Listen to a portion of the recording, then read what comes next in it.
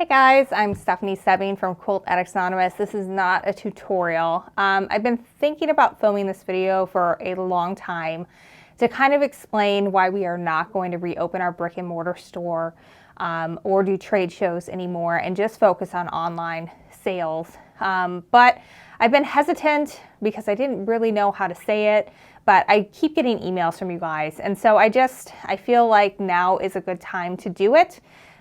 Because I can kind of also loop it into the story of how Quilt Addicts Anonymous started and how we got to where we are today, because, you know, it's Small Business Saturday, and I know you guys have been watching me for a long time, and we sometimes share like behind the scenes stuff, but this, I don't think we've ever really shared in this format. So you can get to know me and kind of, you know, how we got here, and know that when you buy from us, you are 100% supporting a small family business, and you can feel really good about doing that anytime, but especially today on Small Business Saturday. So when I started Quilt Addicts Anonymous, it was actually just a blog. I was writing a column for my local newspaper where I worked, and it was about our home improvement misadventures. And it's, I would occasionally do sewing stuff on there, but I knew that the readers were probably more interested in like what home improvement project I messed up that week. So I started this blog, and at first I was like trying to figure out how to like, you know, sell stuff on Etsy so I could replace my day job, and that never worked. It just was not working at all, because I feel like a lot of times, and maybe you guys are in this space too, the people who value what we do and the effort that goes into it and are willing to pay for that are also already quilters and are already making it. So to convince the public that like this is worth a lot of money is like, it's hard to do. But anyway, that doesn't matter in this story. But so when my daughter was born, you know, I had this blog going, and I would put the things I was sewing or starting to do my own designs. And when my daughter was born, I had moved over into a marketing agency, and it was just, I'd been there for 2 years, and I had built up their social media marketing from nothing to doing like $30,000 a month in billings. And that was like all labor. That was like, they were making like straight profit on that. But it was just one of those jobs where like they needed all of me, and I knew that that wasn't gonna work with being a mom, because I couldn't give all of myself to, you know, a job when I now had this little baby at home. And also, like, it just was not, it was a toxic workplace. Like, with all that I had done there, I never even received a cost of living raise in the 2 years I had been there, even though we had made so much money for the company. And it was just me and 2 interns fulfilling it, making like $9 an hour for the interns. It was ridiculous. So I moved to another agency that said it was going to be more family friendly. And I didn't know it at the time. I should have known it because I knew other people who would work for this agency head. But the head of the agency had a tendency to hire people and then 6 months later get bored with them and kick them to the curb. So I made it 7 months, and then I was let go. And it was, you know, it was devastating, because I had always gone from being like a high performer in whatever I did to all of a sudden being let go. And at the time, my daughter was still under a year old, and I was like really struggling with breastfeeding at the time. So there was a lot of emotions with that, because I was trying to get to a year, and everything was just like going downhill. And, you know, you have a lot of emotions when you're at that point in your life to then also lose your job. And we were, you know, we needed 2 incomes. My husband was still working at the newspaper, and you do not make a lot of money working at the newspaper. And so I at the time though, my first block of the month design we ended up doing some kits with it because you guys were asking for it. And I had made in the first 2 months of the year the same amount in gross sales, which is different than net, which we'll talk about in a little bit. Gross is what you make total, net is what you keep after your expenses, as I had at my day job. So I knew I was onto something. And I knew that I had spent like 2.5 years developing all these leads for other people's businesses.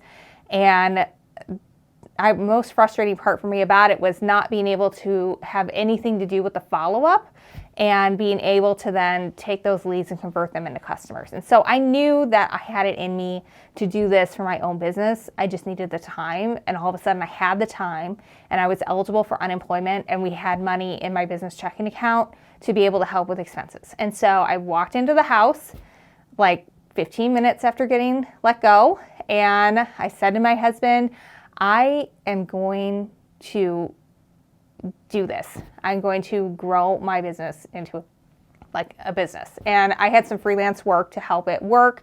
And it was not a straight line by any means. I ended up going back to work twice on a part-time basis to help pay the bills between when I made that decision and when I was finally able to make Quilt Addicts Anonymous like really replace my income. But I started it and made that decision because at the core of everything, I wanted to be able to be flexible, to be able to fully contribute to our family's income, and also be able to be fully present as a mom. And that is really hard to do in today's environment. And the pandemic has made that horribly clear with scores of mothers just leaving the workforce because they cannot both care for their child and deal with lockdown and shutdowns, and also be able to perform in a way that makes their bosses happy. And I just wanted to get off of that hamster wheel and be done with it. So that was my goal, just to replace my income. But eventually I got into it at a certain point, and I realized that actually I read this great book called The E-Myth Revisited. If you're trying to start a business, I highly recommend that you read this book, because the core of the message is that if you own a business and it does not make money unless you are there working, you do not own a business. You own the worst job in the world, and you work for the worst boss in the world, which was 100% me, 100% me. And so I realized that if this was truly going to work and I was truly going to have the flexibility to be with my daughters the way I wanted, that we needed to get big enough to where we could have people on staff and build a team. And so I started that process and started delegating and started coming up with processes for things, so that way no matter who packs your order, it's going to be at the same level of quality, which we care very greatly on at our business. We want you to get your fabric and for you to just be like, oh, they really took a lot of care in this. And so we started that. And also along this way, when my daughter was 2, I expanded to start selling more product. And there was this point where we had fabric lining every wall in our living room, our dining room, and our foyer when we walked into the house. We have a very small house. This was not working. And I had started off just in my sunroom, like everything worked out in the sunroom, and then eventually I expanded to the dining room, and then it was just everywhere all over the house. And so I leased a 1,000 square foot space to give me a space to work and to store inventory that wasn't like with the pets and all that stuff. And we were going to be open 2 days a week and 1 Saturday a month. And then very quickly and stupidly, the space next door became available. I leased that too. We cut a hole in the wall, and we had like our opening day for our local customers, and it was nuts. There were so many people there. It was packed all day long. It was really exciting. And then none of those customers came back. And I know now from talking to other people who have opened quilt shops in the area since that is actually quite typical of our local quilting community. And I think it's 2 reasons. One is we specialize in just having modern contemporary fabrics. So that's not everybody's cup of tea. And we have a very active local quilting community, but you would need to have a very large active quilting community to support an exclusively modern shop. Most of the shops around here do a little bit of everything. So people knew that if they were making a quilt for like a wedding or they wanted a modern stuff, they came to us. But we were not their first choice of places to go because we did not have that wide selection where you could get a little bit of everything. And additionally, once we started to become more successful online, a lot of the stuff would move really quickly. You know, we had 2 rooms, and the second room was always, the stuff that had been around a while. There was like a 6-month period where I never moved anything from the first room to the second room because it sold out before it came time to move it to the second room because of our online customers, because that just kept growing and growing and growing. But because of expanding too quickly and of trying to do too much by doing the online and brick and mortar, and also we were doing a lot of shows where I would be gone for an entire week at a time to go pack a trailer and go work a quilt show all by myself, which was so challenging and such long days. We just were not doing well. Within about a year of opening that brick and mortar store, and this was about 5 years ago, we were on the verge of bankruptcy because we had just lost so much money banking on that local customer base supporting us. And we have some great local customers. I don't want to diss anybody who was like a regular who was there often, but by and large, the local quilting community did not support us. And I think it's just because we're not everybody's cup of tea. And a lot of our local quilters have been quilting for a long time, so they have a lot of fabric and they don't necessarily need fabric. They might want it, but they do not need it. So anyway, so we were not doing very well. And at that point was one of the points when I went back to work. I was my church's secretary for an entire year, just so that way we could make ends meet. And we couldn't afford insurance. It was bad. It was really, really bad. And my husband was working a lot at the newspaper, plus also working for us. And it was not good. It was looking really, really bad. And then finally we started doing quilting shows, and that was great because you would make a lot of money in one go, which would help you pay a lot of bills that you had, like net 60 payments. A lot of times you'll order fabric and it's not due to pay on it for like 60 days later. Well, you can get in a lot of trouble with that if the sales don't go the way you think they're going to go. We don't do that now, by and large, because we've learned our lessons. But from a net profit standpoint, like quilt shows are, I know there are people who make gobs and gobs of money at quilt shows.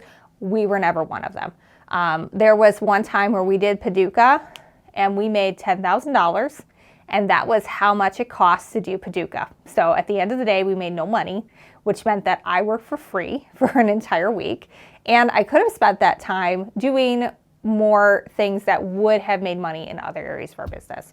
So at the end of 2019, we had already made the call that we were not going to be doing any more quilt shows, including local ones, because they just were not the best use of time. And it really was getting away from why I started Quilt Addicts Anonymous in the first place. I wanted to be here for my kids.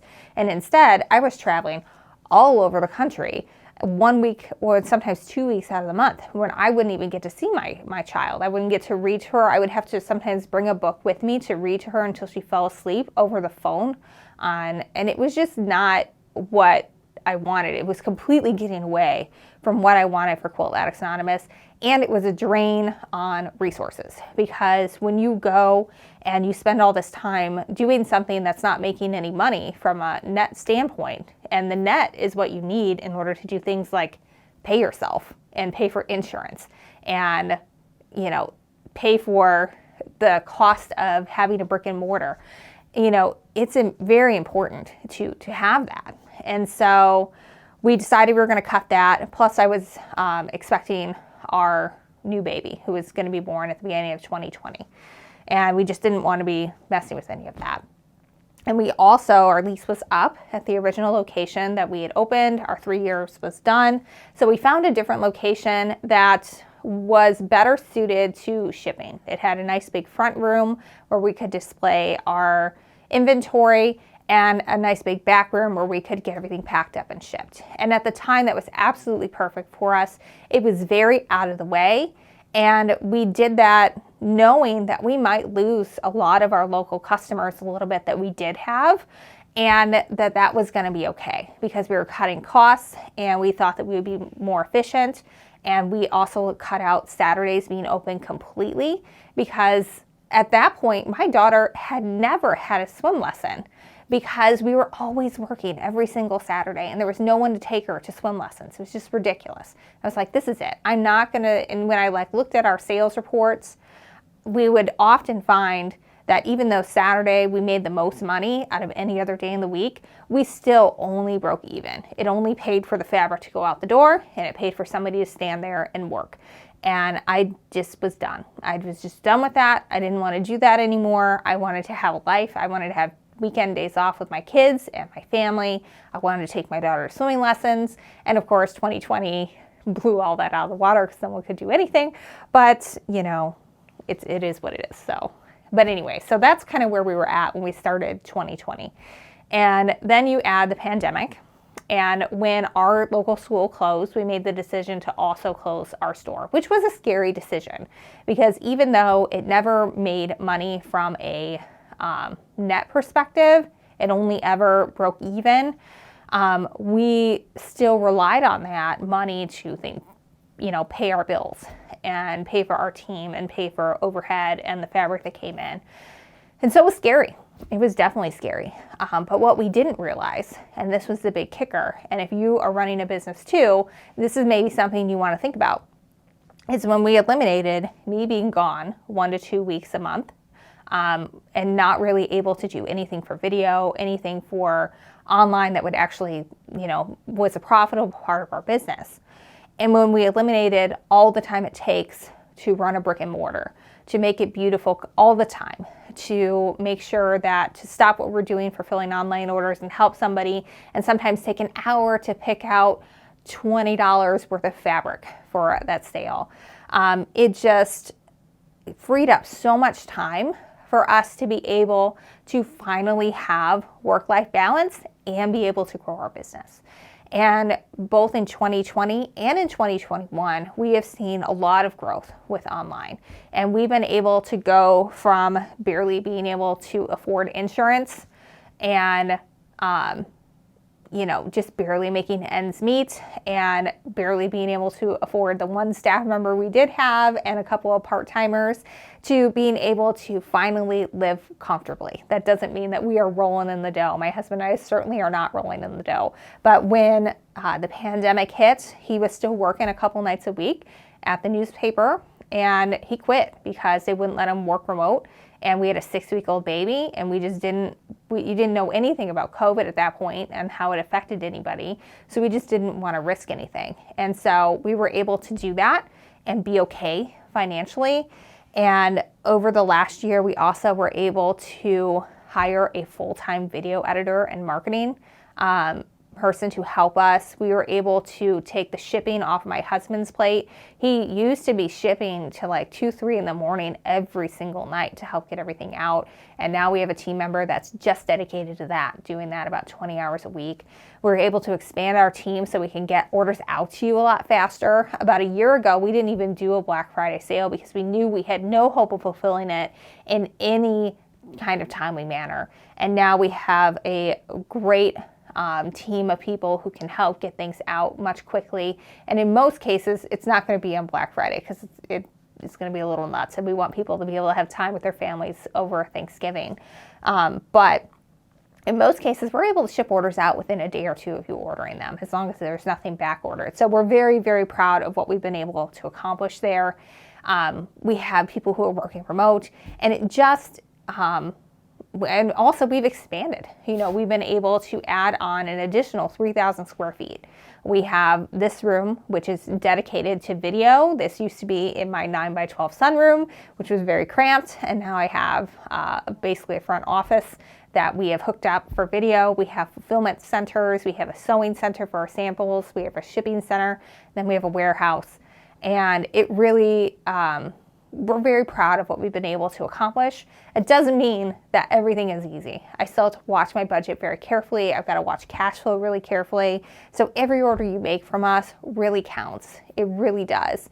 But because of your guys' support and online, we've been able to finally achieve that dream of being able to work and have flexibility with our kids, and not just for us. We also have that for our team. I'm able to leave at 2:30 most days to go pick up my daughter from school and then go be with my kids until it's time for them to go to bed. And then I usually work more after that when I have things that still need to be done, which is most nights. But I have that flexibility, and that is something that I would not have in a regular 9-to-5. And our video editor and marketing person, Courtney, who does all this for us, she is a single mom, and she's doing a lot on her own. And I do not have any expectations for her on when she works. As long as things get done in a timely manner, which she's fabulous she can work when it makes sense for her, so she can be with her kids when she needs to be with her kids and work when she needs to work. And we just hired someone else who is a young mom who occasionally brings her daughter to work because she's little. And, my younger daughter's here every day because she hasn't been able to get into daycare yet. And that's what I wanted. I wanted to have flexibility, not just for me, but for anyone who I brought in to be on this team. And I want it to be a great place to work, not just for me, but for everybody else. So we are so grateful for, every order you make from us, because that helps not just me, but our entire team be able to have that flexibility.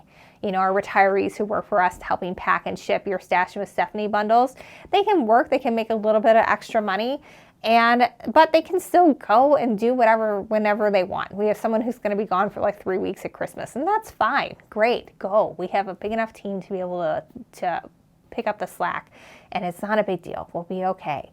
And that's what I want. I want a great workplace. I don't want a toxic environment. I want, family to come first, and we've been able to create that. And we just are not able to create that when we are spread too thin.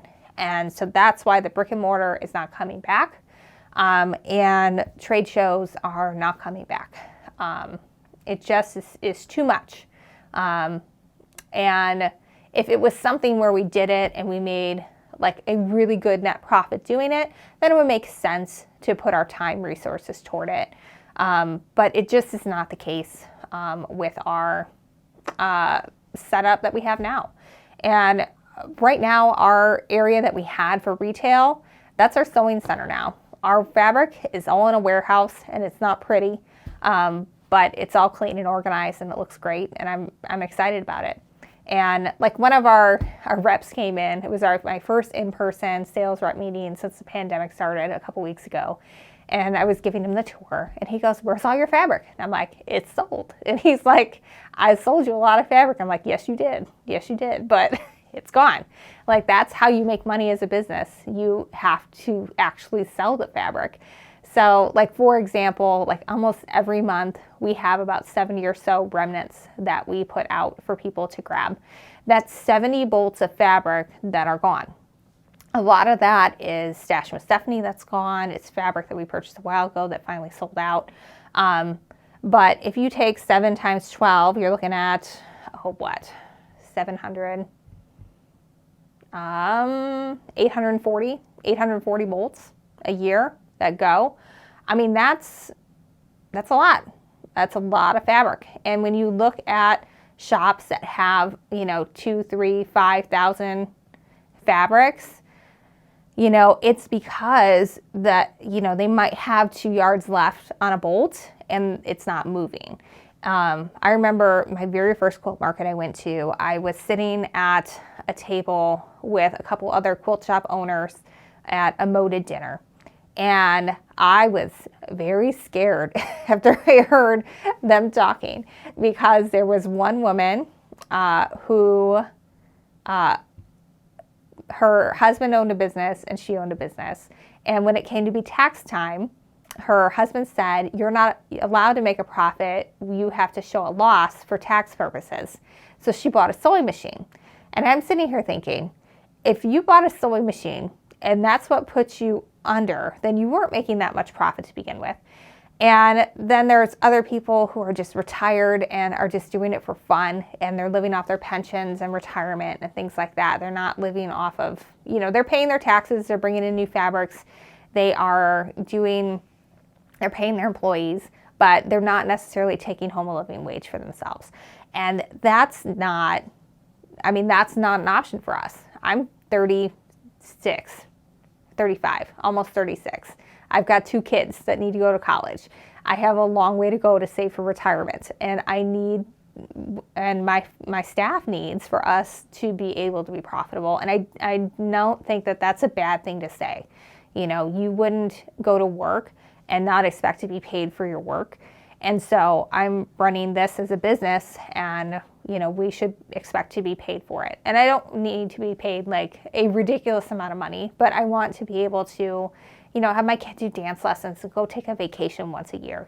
That's the kind of comfortability that I want for myself, and that we just did not have when we were spread so thin and our resources were being taken up by a brick and mortar and trade shows that just were not profitable. And we're taking away significantly from what we could make from doing this. And lastly, I didn't have time to do all these videos. Like today, for example, I came in, I got ready to film, and that takes a while. And now I'm going to do a bunch of video tutorials, and I'm going to prep for more video tutorials, and that's going to be my day. I'm just prepping for video tutorials. If I had to stop constantly to help people who were coming into the store, we wouldn't be able to help the thousands of you who are watching every day. Because I can put a video tutorial out here, and I can reach thousands of you, and I can teach thousands of you to do a new technique or inspire you to do something new. If I do a class at a brick and mortar store, I'm maybe going to reach 5 people. And I just want to help as many people as I can learn to sew. I want to be able to be flexible for my family and for my kids. And I want to be able to make a decent living, not just for myself, but for my team. And that's why we are where we're at. And we're constantly pushing to continue to grow and bring you more and new content because we know that helps us grow. And we have plans for content through January right now because we're constantly thinking ahead of what new fun things we're going to bring to you. And what will then also help keep everything rolling forward so that way we can keep everything going and keep everybody paid and keep the lights on, because that is a constant concern for any business owner and for me as well. So I hope that kind of gives you some insight. It took us a long time to get here. So if you're in the throes of like where I was at about 5 years ago, when I was like on the verge of bankruptcy because I had bit off too much too fast and did not properly research what people actually make with a brick and mortar store, it just, it was scary. It was very scary, like updating your resume and applying to jobs scary. And I'm so glad that we powered through. I am so glad. But it's hard. It's really hard. And we appreciate all of you because you helped us go from that point to where we're at today, where I can finally have that work-life balance again. And we can have a team that also has it. And we can really do some amazing things both for ourselves and for you guys in teaching you all kinds of fun new things for quilting. So I hope that kind of gives you a background into Quilt Addicts Anonymous and helps explain for our local customers or anybody who's coming, planning a trip to our area thinking they're going to get to visit our store. We tried it, we gave it our all, and it just didn't work for us. I'm sure it works for other people. I know there are shops that are profitable. Ours just was not one of them. And I know that we're not alone in that story. Our online is not going anywhere. We have done more and more and more for you guys because we were able to let go of those things that were holding us back. And we're just going to keep going all in on online and on videos and on doing new content for you guys as much as we can. And that's our goal, is to really just go all in for you guys here online. And our local customers, you know what? You can watch too, and you can order online. And if you are within the Quad Cities, then your order will ship for free if it's over $50. So I hope you guys enjoy that. I hope you've enjoyed getting to know me a little bit more and the story behind how Quilt Addicts Anonymous started and how we got here. There's so much more to it. Like, I sometimes think that like the business knowledge I've gained over the years would make its own brand, but that's where we're going to leave it for today. So thanks so much. We appreciate all of you. Have a happy Small Business Saturday and happy quilting.